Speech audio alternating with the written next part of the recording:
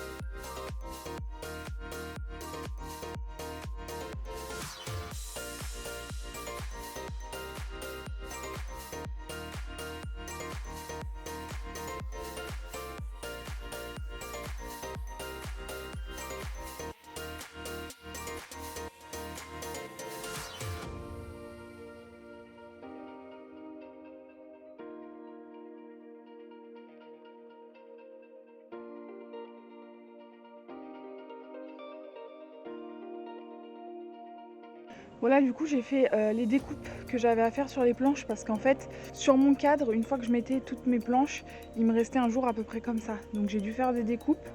Donc là c'est bon, je vais fixer toutes mes planches et ensuite je vais fixer tous les côtés entre eux avec des tasseaux.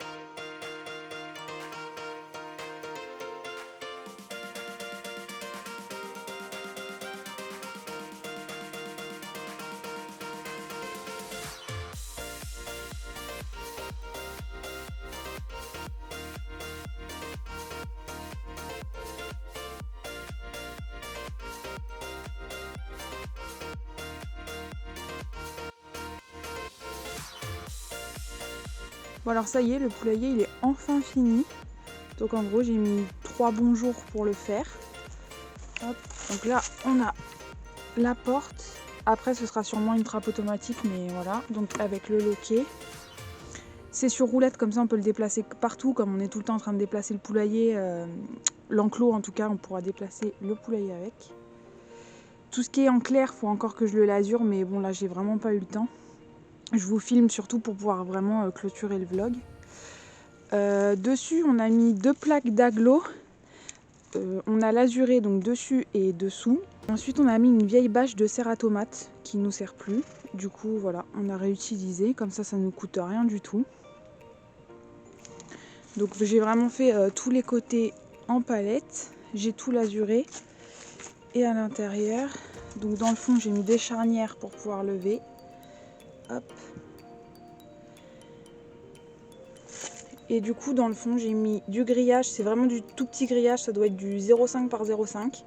Donc c'est vraiment hyper fin, je pense que ce sera beaucoup plus facile d'entretien. Voilà, donc tout fixé avec des tasseaux, donc ça faut encore que je lasure aussi. Et il me restera plus qu'à mettre les perchoirs, donc en fait je vais mettre des tasseaux en longueur tout simplement.